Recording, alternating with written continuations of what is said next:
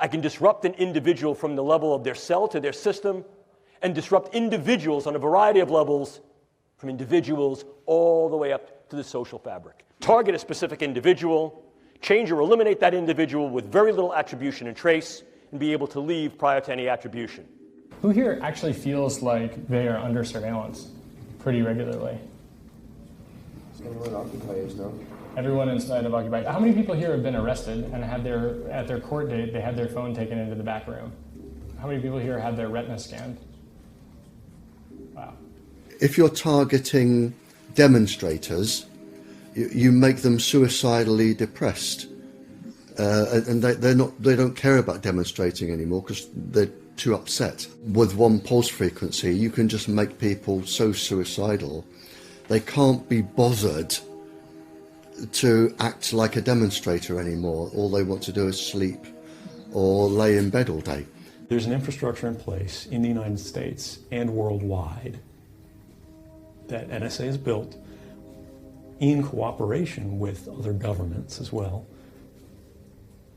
that intercepts basically every digital communication, every radio communication, every analog communication that it has sensors in place to detect. If they can't get it through the internet, through the tapping of the lines or anything like that, through a commercial means, and they're unsure about you, they can get it by close access means, coming in and actually bugging your house or bugging your, or putting monitors in your system, in your house or on your computer. They can use your computer video to look back at you, or they can monitor within a certain distance the keystrokes you're making on your computer or what you're putting on your computer screen.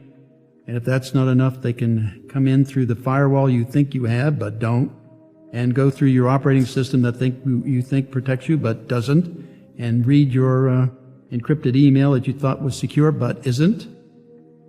Or they can simply wait for you to do decrypts if you've done that, and pull them off and use your unused CPU while you're on the computer to drain it.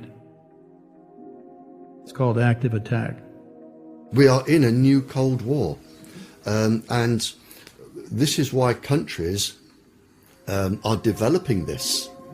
I mean, really developing this. And this is why all of the microwave transmitters are going up everywhere.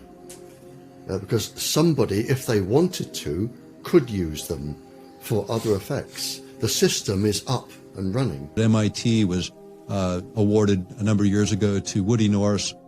This is 2005 or 2006. And that award was $500,000 for doing what's called acoustic heterodyning, being able to send a signal from 2 points into an individual so they literally hear a voice in their head that nobody around them hears. I mean, voices are the easiest ones because all you have to do is stimulate the cochlea with a set resonant frequency. It's very easy. Voices are very easy. And it isn't people imagining voices, they physically hear them.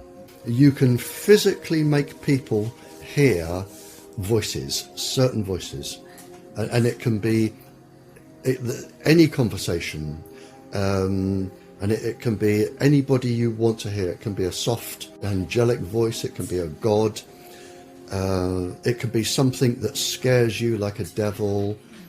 It can be anything. DARPA let a couple of contracts back in 2011, 2012 to the University of California for what's called electronic telepathy, being able to monitor the brain activity of human beings at a distance and determine what they're thinking.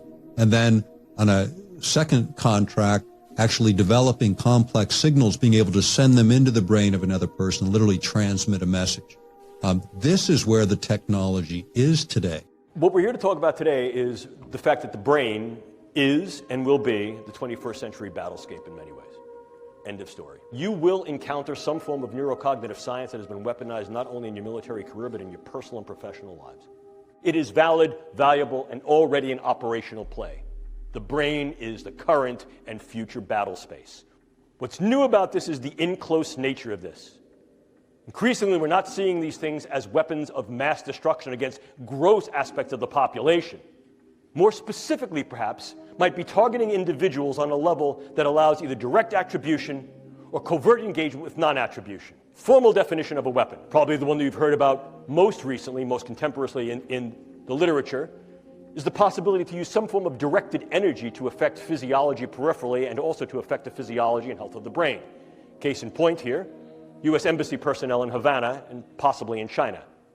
Clearly, one of the things we can also do is transcranial neuromodulation, the idea of going through the skull to modulate the node and network activity of the brain, to implant certain brain-machine interfaces. These are many of the DARPA programs that you may hear of now. Probably the one that is most notorious is something called the N3 program, which is the non-invasive neurosurgical neuromodulation program being run by their program manager, Dr. Al Mundi. The idea here is to put minimal-sized electrodes in a network within a brain through only minimal intervention to be able to read and write into the brain function in real time, remotely. And by affecting the way that brain is built and the way it functions, influence in ways that are kinetic and non-kinetic. The attitudes, beliefs, thoughts, emotions, activities. Look at the power that understanding tools and techniques of the brain sciences afford. If you want to cause a specific psychiatric illness, you would have an infrared device that followed the person, and you would link it to a pencil-thin microwave source, so the microwave beam would always target a specific gland or a specific part of the brain or an eye or a heart. So you would have them being targeted. So if you're a target, there's virtually nothing you can do. And if they fail in their electronic means, they can always send the FBI at you to do a sneak and peek and take your photograph or do whatever they want.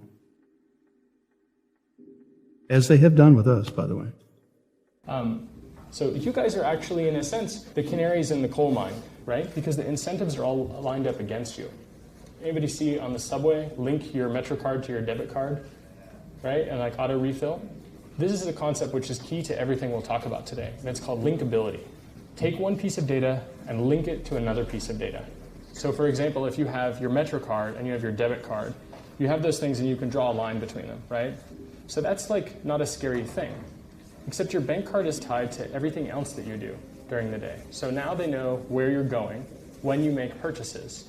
So when they decide to target you, they can actually recreate your exact steps with a metrocard and with the credit card alone. Like literally where you go and what you buy, and potentially by linking that data with other people on similar travel plans, they can figure out who you talked to and who you met with.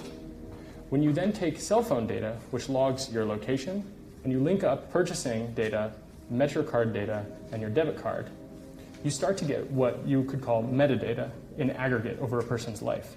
And metadata in aggregate is content. It tells a story about you, which is made up of facts, but is not necessarily true. So for example, just because you were on the corner and all those data points point to it, it doesn't mean you committed the crime. So it's important to note that if someone has a perception of you having done a thing, it will now follow you for the rest of your life. So just keep in mind that what happens to you guys, for example, with fingerprints and retinal scans and photographs, that is what is going to happen to people in the future when they resist policy changes and when they try to protest in a totally constitutionally protected way. Intelligence communities or agencies of the world are gaining too much influence over government, how governments operate. And this is moving really to a Stasi state, basically. And it's not just the United States, it's countries all around the world. You have to be aware that these agencies are threatening what is fundamental to human rights everywhere. And you've got to ensure that you have some way of verifying and keeping these agencies in line. And whatever it takes in law and whatever it takes technically to make that happen, these governments around the world, all of them need to do. I mean, in fact, I don't think there's anything you could do to stop. If they're after you, they're going to get you one way or the other. And then, of course, you also have the things that are a little bit more traditional. If we talk about things that can be operable in the biochemical space, we ordinarily talk about drugs, bugs, toxins, and ever more, we're considering devices.